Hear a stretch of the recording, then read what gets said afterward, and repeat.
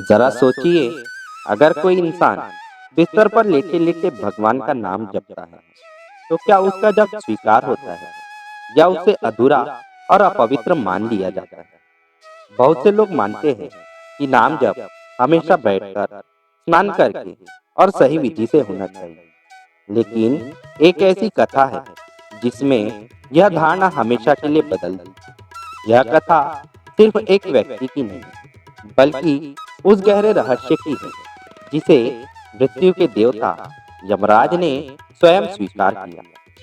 बहुत समय पहले एक छोटे से गांव में एक व्यक्ति रहता था जो लंबे समय से गंभीर बीमारी से पीड़ित था।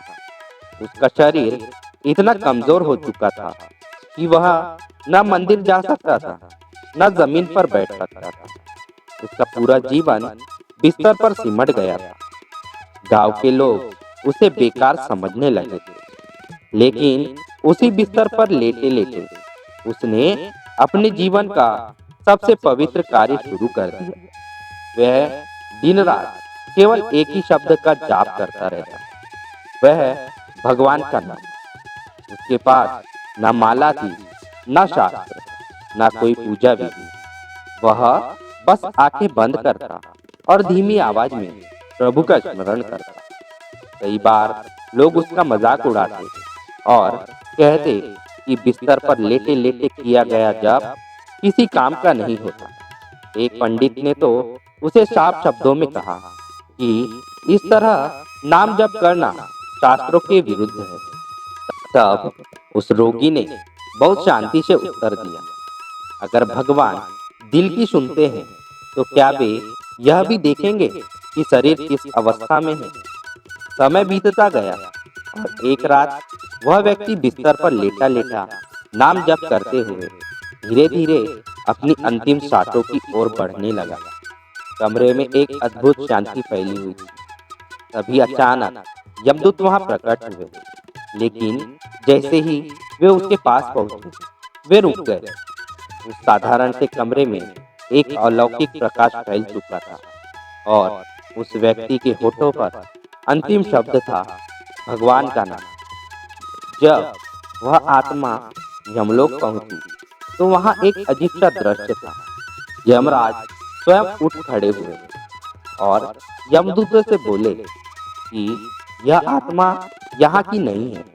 यमदूत चकित थे, क्योंकि उस व्यक्ति ने न कोई बड़ा तप किया था, न कोई तीर्थ यात्रा, न कोई कठिन साधना।